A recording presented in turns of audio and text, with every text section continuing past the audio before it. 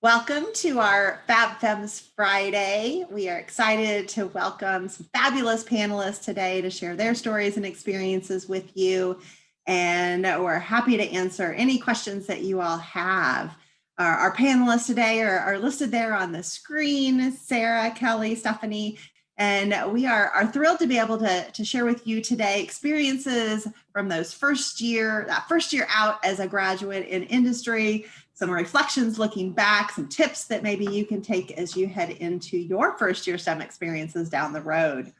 I'm Trisha Berry. I am director of the Women in Engineering program, your host for today. This is also part of our FabFems Friday series that we're doing throughout the entire month of Women's History Month. So come back at noon each Friday this entire month for a number of different FabFems Fridays webinars. They're also part of our 2021 Women in STEM Conference, and you are welcome to join in any of the activities that are happening with our conference as well. We have workshops each Wednesday at 3 o'clock, as well as a number of our student organizations that are hosting events in the evenings, as well as some related events that we've made sure to share on our 2021 Women in STEM Conference website. So be sure you check all of that out on the Cockrell School of Engineering's events page. So with that, I'm going to stop sharing because we don't want to look at that screen all day. We want to visit with our fabulous panelists. So the way that we're going to work this is that we're going to talk a little bit with Kelly and Sarah and Stephanie and hear from them, hear who they are, hear their stories, hear their experiences a little bit. I have some questions that I'm going to throw their way, but then I want to make sure that you all also share your questions with them and we get your questions answered. So again, throw those in the Q&A pod or throw those in the chat and we'll make sure we get your questions answered. So with that, welcome fabulous panelists. Welcome to FabFems Friday. Welcome to talking about that first year as a STEM professional and what that feels like and looks like and all things. So I'm going to start with Sarah. Sarah, can you introduce yourself? Tell us a little bit about who you are and where you are in your career and anything else you want to tell us about yourself to get us started here. Yeah, of course. So like Trisha said, my name is Sarah Gosch. I graduated from UT May 2020 with my degree in aerospace engineering. I currently work at NASA Johnson Space Center as a flight controller. I started in towards the end of June. So I think I've been here about 8 or 9 months. So it's definitely still in my first year. Definitely have a lot of very relevant and kind of ongoing experiences to share on that topic.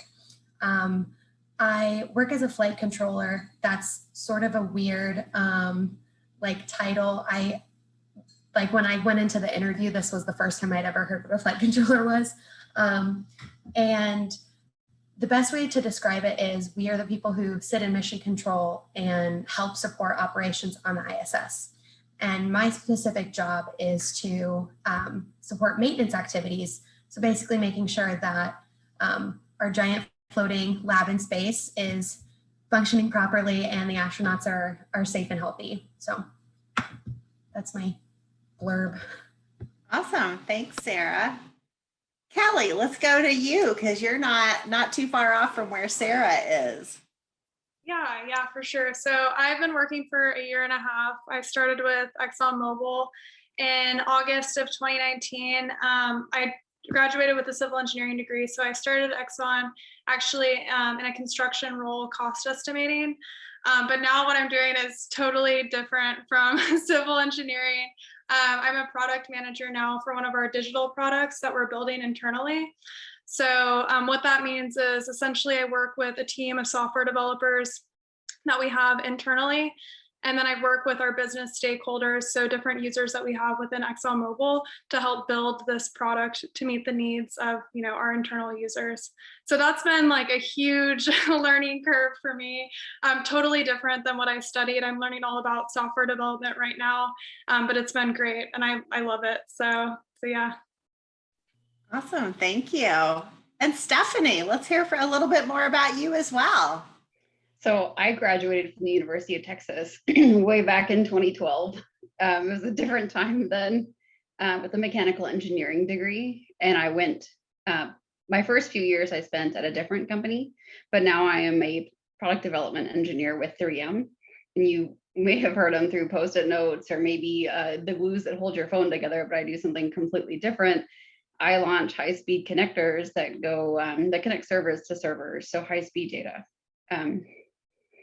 It's it's an interesting world, and I spend a lot of time in CAD and simulating designs. And then I also work through program management as well to help get these out the door and make sure the stakeholders are also in agreement. Awesome. And Stephanie is working on her master's in mechanical engineering. So she's going to be a first year STEM graduate with that here shortly. That's awesome. Well, let's talk a little bit about this first year as you head into your job. You know, what's that feel like? What how do you get up to speed? How do you feel comfortable? Do you feel comfortable yet or ever? Who would like to start on telling us a little bit more about that first year experience? I can start us off.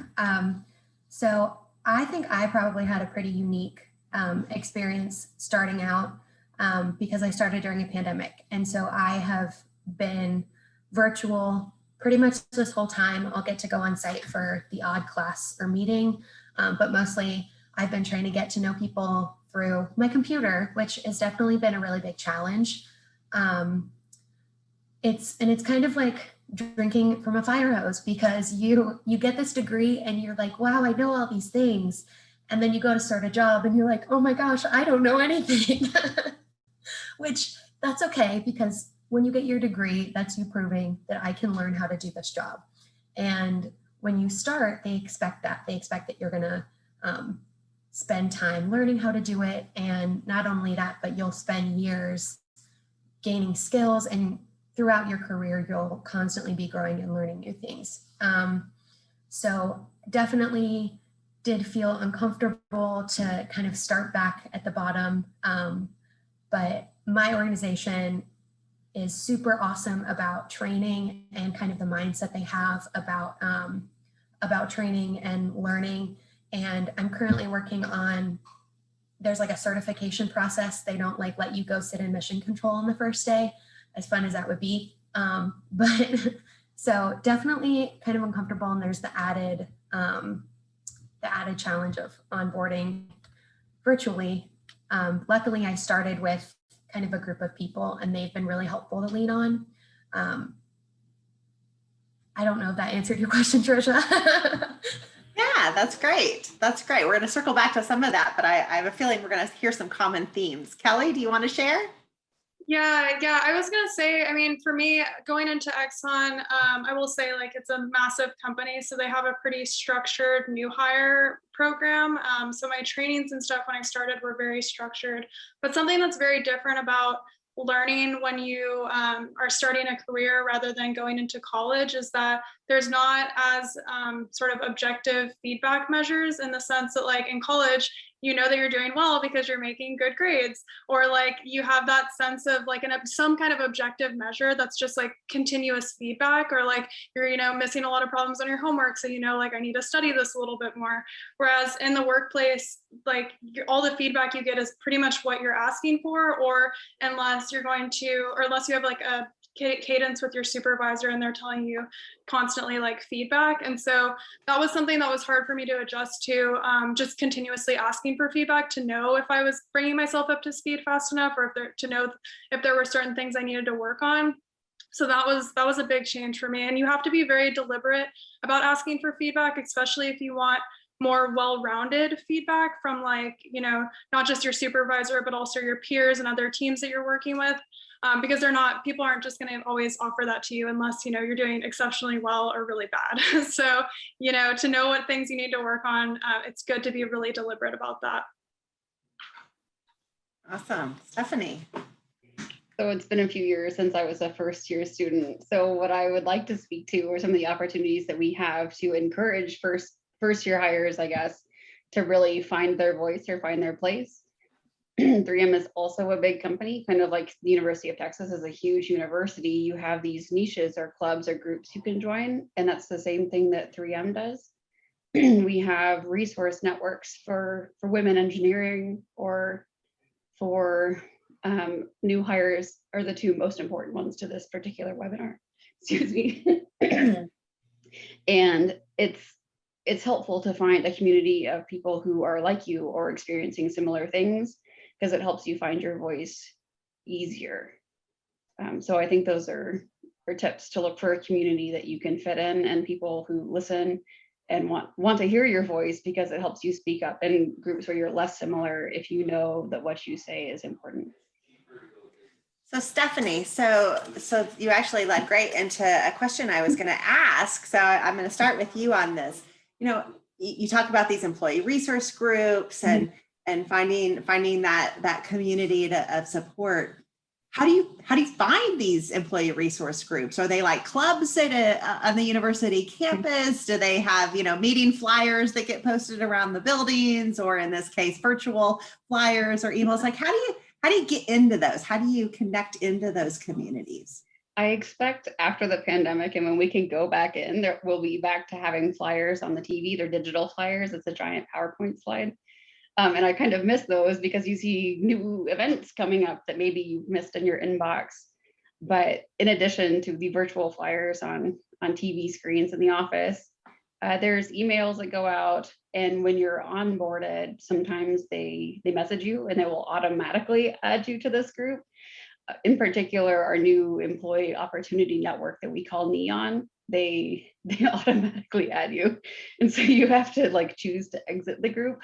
And it brings up a lot of really interesting activities and places to learn. And it gives some nice exposure to all the different groups within a big company. Like, I'm a laboratory engineer. There's a lot of manufacturing engineers. You can meet someone different than you, and in your email inbox is how we tend to do it. That's awesome. So I'm going to come back to Kelly and Sarah on this as well, but I'm going to continue with one more question your way, Stephanie. Yeah. And so if we think about that community, and we think about people to go to maybe ask questions about, or, those unwritten rules that maybe you don't quite know. Is it okay if I, head off site for lunch, or do they expect me to kind of bring my lunch and network with people in the conference room, in in-person time? Or, what are the expectations on reporting out if I'm sick, or I need to go to the doctor?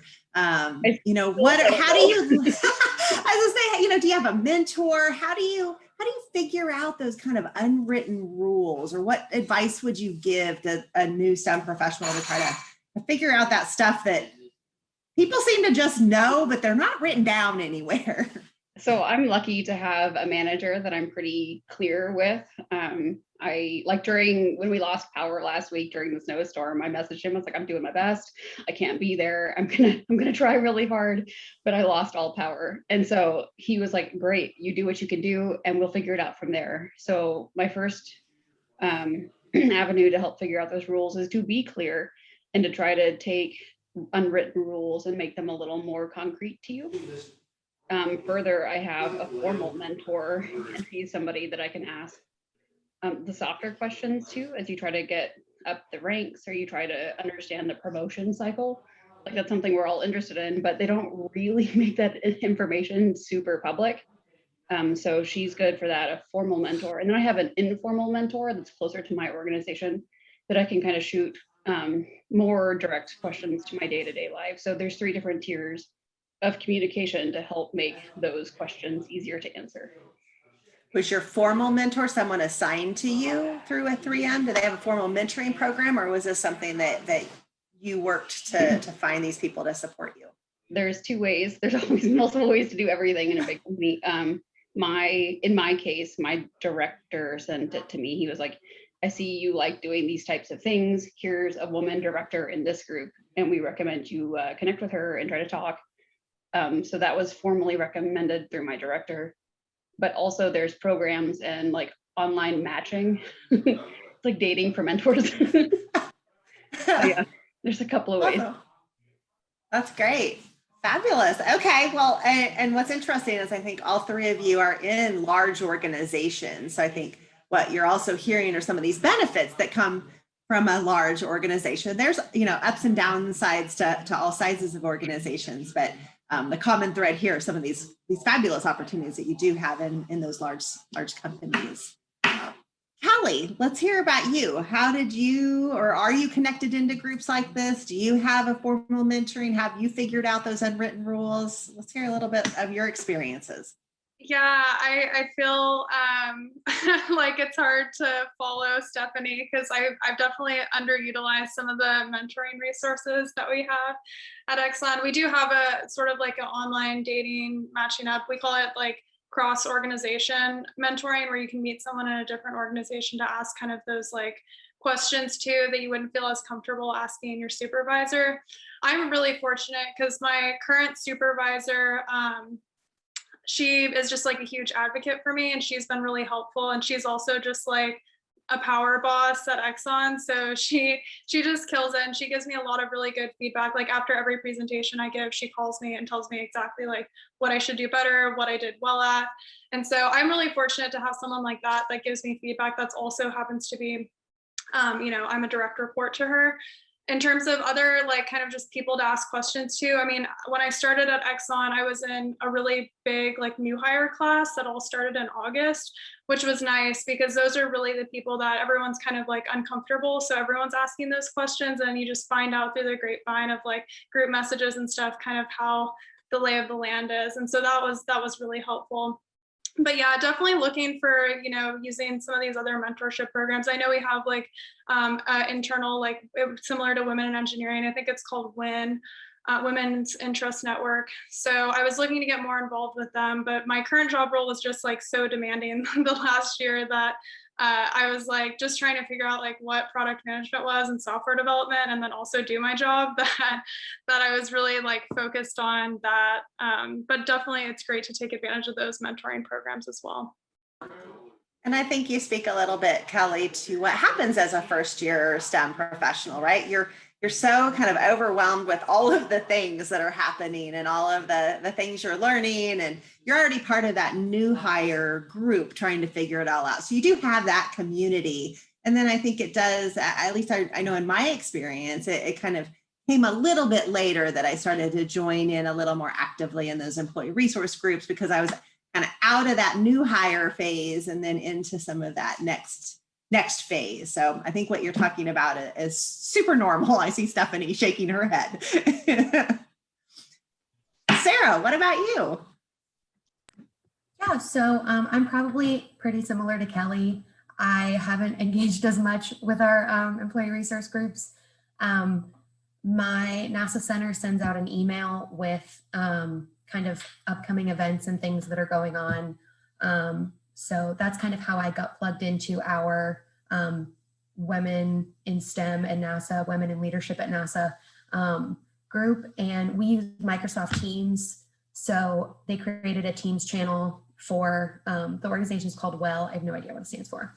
I assume the W is women, but who knows? So that's like Teams pings are kind of how I keep up with what's going on. They haven't been super active when I've been here, obviously, because there's a pandemic going on. But I think I benefit a lot from the formal mentorship aspect that we have going on. So when I started, a mentor was assigned to me on my team, and I have meetings with him once a week, every week since I started. And we just go over like, what have I been working on? What are my goals? How is my training progressing? Things like that. And NASA's pretty big on formal mentorship like that. So I've definitely benefited a lot from it. They also have, when we start, kind of all the new hires that start it in like one big batch, they send us to boot camp. And like it's literally called boot camp, and it's like 3 weeks of classes, and we do like icebreaker activities. So that was a really good way to meet other people who were starting and confused, just like I was, and actually make friends that like I still talk to. I think definitely as someone working in a big organization, they really push, or working in a big organization, they push that kind of these efforts like this, and I've definitely benefited from it. So Sarah, I'm going to stick with you for a minute because you just mentioned the boot camp, and then we'll go to some of these questions that are coming in. So you talked about boot camp, and each of you have talked a little bit about training, but maybe Sarah, can you maybe distinguish what training or boot camp looks like in industry, in the real world, compared to school? Because I think, oftentimes when we hear training or we hear that you have to do classes, when you get into the working world, it doesn't make a whole lot of sense of how is that different from college. Can you tell a little bit about that? Yes. So my training experience might be a little different from Stephanie and Kelly's. We have a very structured certification process, and there's a whole flow. So, and that's kind of half of my job right now is that training. So boot camp is a little different because we did have tests to take, which is kind of weird. We had written tests, but they structure them differently. Instead of if you get a question wrong, they take points away. If you say, I don't know, then they don't take any points away, and you can go back and answer it for full credit later, because the important thing is that you're recognizing that you don't know something and you know where to go look to find the answer. Now that I'm getting into my more specific training for my flight controller group, it's we do have some written assignments, and we had a big written assignment, and I finally submitted it. I'm very proud of myself. But our classes, what my classes look like is I'll go on site and we'll have maybe a class for about 2 hours, and they have a big building with a mock-up of the ISS in it. And so we'll go in and we'll learn about a specific system, one specific rack that's in charge of scrubbing all the carbon dioxide. And we'll learn how it works and how we maintain it, and what are the specific maintenance tasks that crew might be expected to do. So those kind of things. And then as we're finishing up this big chunk of training, I'm going to have an oral board where I sit with a couple senior members of my team for 3 hours, and they ask me every question they can think of, and make sure that I know everything. And they keep asking until you get to I don't know, and then they'll say, okay, go look that up, and then we move on. So that's kind of what our training looks like. It's different from school. Obviously, I think there is less. Like Kelly was talking about earlier, there's less kind of objective feedback. They are pretty consistent with it, but it is you do sometimes have to seek it out, and it's also a lot more fluid. I'm trying to think. Yeah, I'd say it's a little bit more fluid, and it's also a lot more fun, because I'm learning really cool stuff with really cool people, and I'm also getting paid to do it, which is awesome. And another good thing about it is that I'm learning and working from 8 to 5, and then at 5 I can sign off and be done for the day. And that wasn't necessarily the case in school. I'm sure most of you have had the same experience. But yeah, I think training at work is a lot more fun than school. Yeah, and I think you make a great distinction, and I hadn't really thought about that when I threw the question to you to start, and I'll be curious to have Kelly and or Stephanie chime in a little bit. But the training, when you are learning still a very specific skill set or a procedure or something that you definitely need to know very well, because people's lives are on the line, equipment that costs a whole lot of money is on the line, there may be more of a formal feel to it, where there is a test or some sort of quiz to kind of check your learning. But I like what you said as well, that end goal oftentimes in industry training is that you know where to find the help, and you don't necessarily have to know all the answers, because no one's going to know all the answers, but where do you seek that out, and being comfortable seeking that out can be really important. So I think that was a nice distinction. Stephanie or Kelly, do you want to throw anything in there as well? I can go next. And in stark contrast to the written trainings, 3M is very, again, I didn't start as a first year. I came in as I think a second level. They're very on the job oriented. And so it feels, if you're not comfortable asking questions, it feels like sink or swim.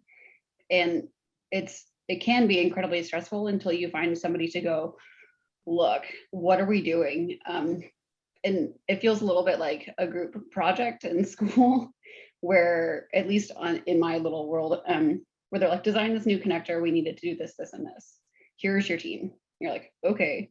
So someone in there knows something, and you can work together to draft something on the board, and you can find which engineering metrics are relevant again. And it ends up coming right back to my degree and what I studied, but it's not the same way. You're not applying it the same way. And when you're stressed, you don't see it the same way.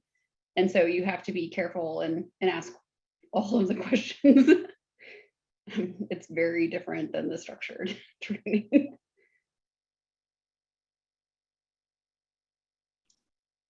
Kelly, anything you want to add?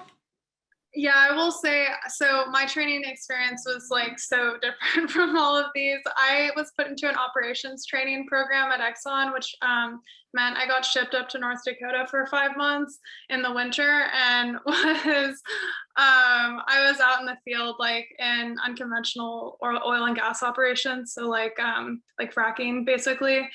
And yeah, so that was totally different. I mean, I was like following different operations that I had to go see each day, like drilling or I don't know, production, whatever.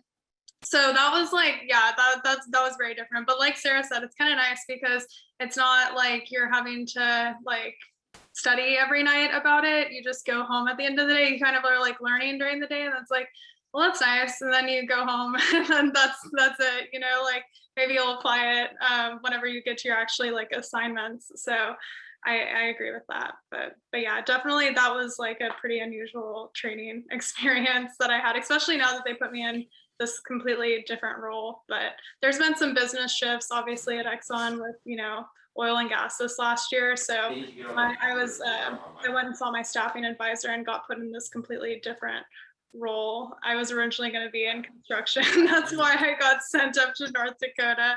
But yeah. Awesome. Well, yeah, being sent up to North Dakota is a whole different training. That's like a layer of training on top of a layer of training for a Texan, right? That was That's a awesome. culture shock. It was like -40 some days there. So you have to like not to get frostbite. Wow, that's impressive. So Stephanie, I'm going to come back to you because you talked about being comfortable asking questions. And one of our questions that came in was, how do you deal with feeling like you're asking too many questions? Is there such a thing as asking too many questions? There is such a thing, because I think we've all been on a meeting where we're like, can we just end this meeting? But I guess what I want to say is, there, like within yourself, if you're self-limiting and feel like you're asking too many questions, or if you're afraid to ask the first question, that it really is like people are asking that to themselves. I've found sometimes in the groups that if the group blows past this concept and you're like, I don't quite understand how this particular force is acting on this connector to bring it to my day-to-day, and perhaps they hadn't even considered it and they blew past it because it was an afterthought that really shouldn't be. And so one of the things and the big directives within 3M this year is to be more inclusive. Not that we weren't inclusive beforehand, but to put an emphasis on inclusion and hearing these diverse voices, which includes at all levels of the team, anyone from our top level of technical contributors to the first year hires, that it's important that we all understand so that we put a quality product out the door. Awesome. Sarah, Kelly, how do you deal with feeling like you're asking lots of questions? This is definitely something I struggle with a lot. I just had a conversation with someone about this yesterday. So very topical for me. It can be really hard. You're probably not asking too many questions though. Like if you are, like Stephanie said, if you are in a meeting and it's running long, you know, maybe jot down your thoughts and bring it to someone later. That's always a good option. But if it's kind of a one-on-one office setting, or even over Teams, like just shooting someone a message like, hey, how does this work? If you don't know and you need to know it, then ask the question, because you need to know it to do your job. And the odds are that the people you're asking probably ask the question themselves, and they're not going to think that you're stupid for having to ask the question. Definitely, when I first started, and I guess even now, I write notes all the time during meetings, during classes. I jot down questions to bring to people later, but that's what your mentors are for. But just ask the question. If you are asking too many questions and they have other work to do, they will tell you that. And that's okay. They'll be like, you know, these are good questions. I'm a little busy. Can we come back to this? No problem. Sounds good. Go out there and get what you need.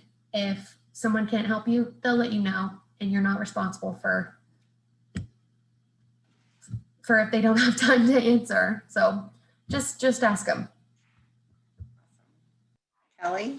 Yeah. So I think there's kind of two sides. There's the questions that you ask in your job role. And like Sarah said, I think it's like basically asking what you need to complete your job, because there is a such thing as asking too many questions. And like I've mentored 3 interns now. And there are interns where I'm kind of like, my head is spinning. I'm like, okay, hold on. And so like, I think you should always put in some effort into trying to solve the problem before you go to someone to ask a question. And when you like hit a roadblock there, that's when you should ask the question, not when you're initially given an assignment. I think you should just like stew on something a little bit before going and asking questions. I think that's like the best rule of thumb. And then whatever you need to keep moving forward, that's what you should be asking questions on. And then there's another side to this, not just like the questions you ask in like training in your job role, but also like the strategic questions that you ask, like relating to like moving into a different job role or networking or moving into a different company. When you're early in your career, it's like not inappropriate to go to other people in the company and be like, hey, like at Exxon, we're doing a lot of carbon capture stuff right now. I can go to someone and be like, hey, I'm really interested in carbon capture. Start asking them questions about it. And then it's like, now you have a connection if you wanted to like potentially move into that. So there's these kind of like strategic questions that can help you network that that's not inappropriate for you to ask early in your career. And so I think that's really helpful too. Yeah, and I think you make a good point. Again, within kind of a big company setting, there's a lot of different business units. There's a lot of different locations, possibly. There's a lot of different job roles that you may want to learn about. So you might want to move into those down the road. So asking those kind of questions, doing informational interviews with other people to get to know them and expand your network inside a company can be really important. Well, let's go to this next question. And I think this is maybe one that we're all struggling a lot with COVID world and working from home. And how do you set these boundaries to keep your work and life separate? How do you ensure that good work-life balance, or is there such a thing? And I'll throw that to any of y'all that want to start on that.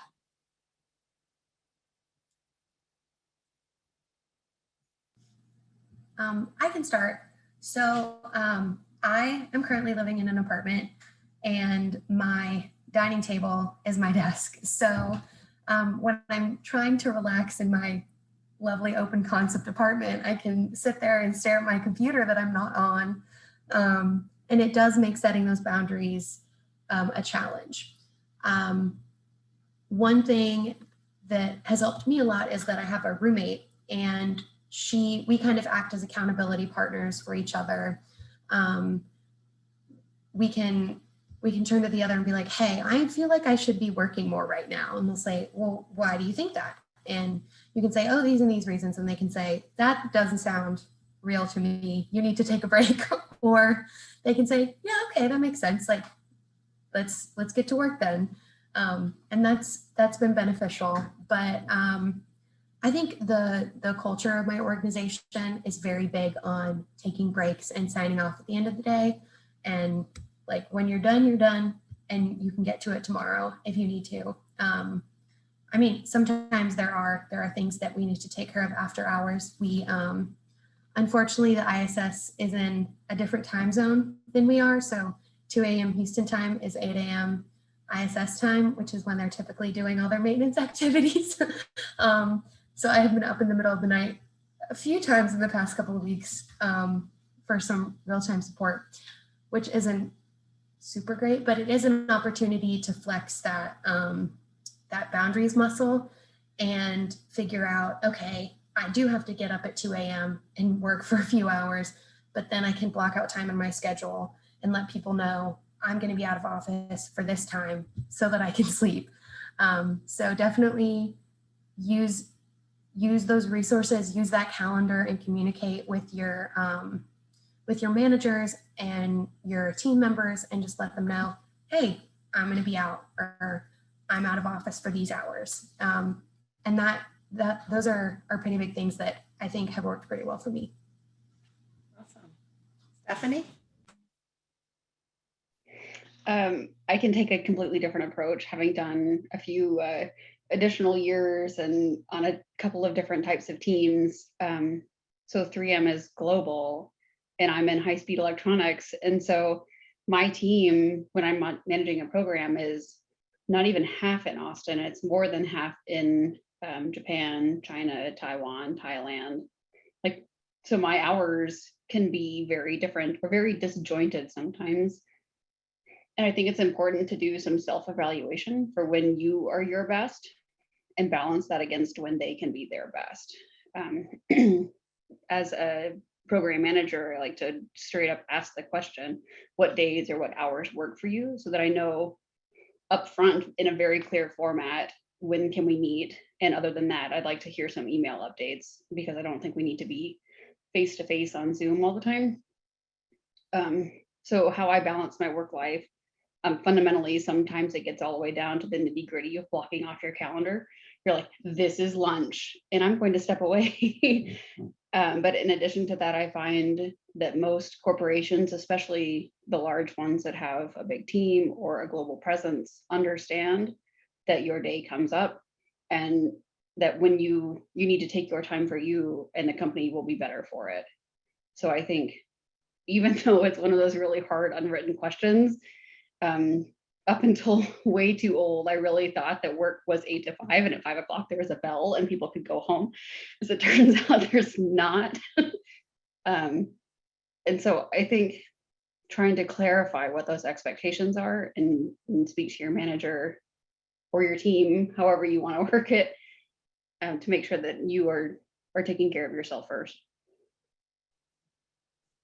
Awesome. Thank you. Kelly? Yeah, so I mean, kind of like, I don't know, honestly, like I don't know how to set up. When, like at Exxon, our structure, I would say, is a little bit more like rigid when it comes to workplace flexibility. I think Exxon kind of expects people to be available. We have like Skype and stuff, so you can see when people are available, and they really expect that to be like from around 8 to 5. I mean, if you're working with some of the international teams, so like I work with some people in India, I like, you know, that you can flex your time around that as well. But I would say for the most part, it's a little bit more rigid. And I think, you know, when it comes to workplace flexibility, it varies so much team to team. Like my team is very comfortable with us working from home, whereas there's other teams that want people back in the office right now. And so I would say the best way to figure out is kind of like asking your peers, not your supervisor, and because your supervisor is going to give you the HR response. And so doing that, and then also just like looking around when you're at the office, looking if when people are available, and like getting a sense of like when people are online. That's honestly the way I learned it. I was like, okay, well, everyone stays in the office until 5, so I probably shouldn't be leaving at 3:30. So you know, that's kind of how I figured out. I will tell you what not to do when it comes to setting these boundaries is a lot of people that come in early in their career have a really strong desire to like please and overperform.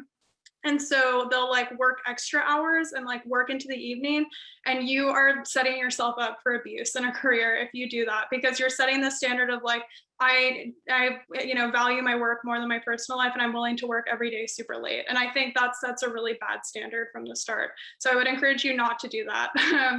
And yeah, and then I also think blocking off the calendar can be really helpful with all these Zoom meetings. One thing I set up for my team is like office hours over Zoom, so that like they know I'm available these 3 days of the week. So don't just randomly call me when you need something. Like I have enough time on my calendar that you can meet with me in these blocks and just join a Zoom call. And so I think that's been helpful for kind of setting up my day at least, and not getting like random 6:30 or 7 p.m. calls. What great tips you all just shared. And I think, something I've learned over my career is that this shifts and ebbs and flows throughout your life, right? It will look different your first year as it will your 5th year, as it will your 25th year. And it will change based on your life situation, your job, your team, all of those things. And you all talked about, asking those questions to understand what makes sense in your work. So you understand those boundaries and how to set those there, understanding what your priorities are, understanding what works best for you, what works best for your team. All of those things are really important. And again, they will ebb and flow.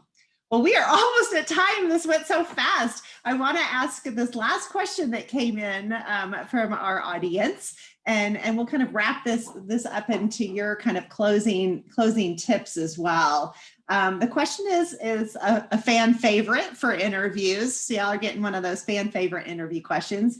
Where do you see yourself in 5 years? What are your goals?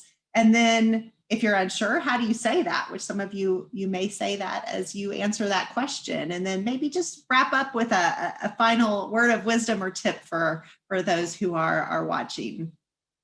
Who would like to start? A lot in one question. How about we go Kelly? We're going to go to the middle years person to start. Is that all right? Sure. Yeah. When it comes to 5 years from now, I'd say like, I still don't know, because my job experience has been so broad. I mean, I did operations, civil engineering focused role, and then I've been doing product management for the last year. And I love product management. I think software is so cool. It's really cool to be on like a digital transformation team at a company that's not necessarily a tech company, because they're like, you're really pushing the needle for a lot of these people. And so that's been really fun. I'd love to continue in that. But also, I mean, when I meet with my staffing advisor and we have these discussions on like what I want for my next role, I just tell him like, I like to work with people. I am really plan driven. I like jobs that involve a lot of planning and strategy, and jobs that are fast paced and have a lot going on. And so that's usually the criteria I give my staffing advisor. So it's pretty broad, and I've kept it pretty broad because I'm just trying to like absorb information right now. But so maybe product management, maybe consulting, who knows? It's like totally up in the air with COVID. I'm like, I can only plan for like 3 months out right now. So, but then one of the biggest tips I would give for first year out of college is to probably either listen to podcasts on personal finance or like read a book on personal finance. Cause I mean, my parents both own their businesses, and like they don't have the whole like corporate America experience the way I do.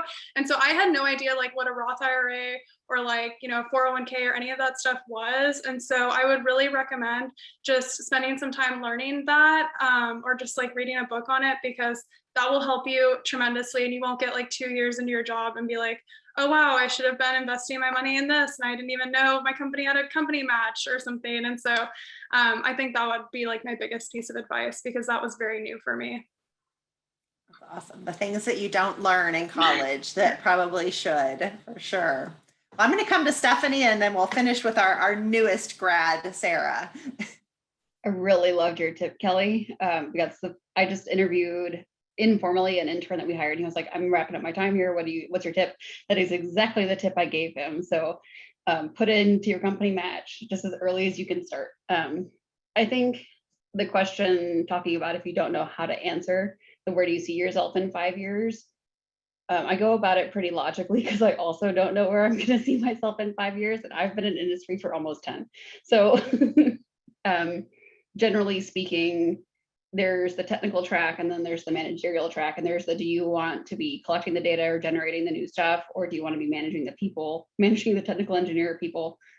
And so that's a general way to be able to distinguish where do you see yourself in 5 years as an individual contributor or leading a team, are two big tracks within engineering. Further through my time, I've learned what I don't want to be doing, which sounds goofy, but I took the first job out of college, and it was starting with a whole bunch of people who are still my friends. And I just learned that I didn't want to be that close to the manufacturing floor, that rhythm wasn't for Stephanie. And so I left to find something different.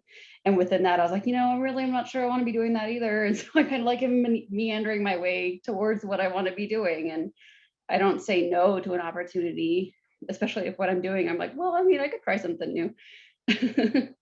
So there's a couple of ways is to be able to separate between individual contributor versus managing people. And then additionally, speak to the experiences you're looking to gain rather than what you're looking to avoid, or maybe if you know what you want to avoid, speak to the opposite of that. Yeah, I think you don't have to know. And I think that was a great way to phrase it, is you can understand the trajectory and kind of where you are headed in learning and growth and the types of jobs, but not have an exact, here is exactly where I'm going to be in each step along the way, because again, it can be all over the place, or we could be in another pandemic and all things are different. Awesome. All right, Sarah, bring us home. Okay.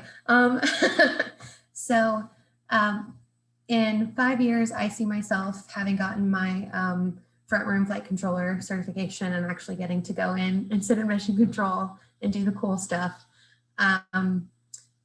So I think I'm pretty lucky in that I kind of know exactly where I'm going to be, because there's a very structured kind of track where I'm at. I'm trying to think. I really just want to keep doing what I'm doing, because half of what I'm doing is training, but then the other half is actually working on projects and like working with astronauts, and it's so much fun and I really enjoy it. So I just want to keep doing what I'm doing. My advice, my parting wisdom would be probably write a lot of things down. I have a Word document on my laptop, and I make sure on Friday I go in and I write down like one person I talked to this week and one thing I learned, and write down like the projects I'm working on. And that is something that a mentor at an internship made me do, and like made me email it to him. So it was kind of annoying when I first started doing it. But then at the end of the internship, I was really glad I did it, because it made putting together a resume so much easier. And it's fun to look back now and see the things I wrote in June where I was like, what is a jumper? And I wrote a procedure for crew to like install jumpers. So I'm like, well, now I really know what a jumper is. So yeah, I think write everything down would be my parting wisdom. That's great advice as well. Well, my goodness, what fabulous tips you all shared, and stories and experiences, and hopefully set up our fabulous participants on their way to successful first years as well. I think you all shared a ton of wisdom with those that are joining in. So thank you. I hope we see you at future UTWEP events down the road. Keep being amazing and awesome. And for all of you joining in, don't forget, next Friday at noon, we'll be right back here with more fabulous FabFems sharing their stories and experiences. We appreciate you all joining in today. Have a fantastic rest of your Friday. Thanks again, Stephanie, Sarah, and Kelly. Y'all are awesome. Thanks, Trisha. Thank you. Bye, y'all.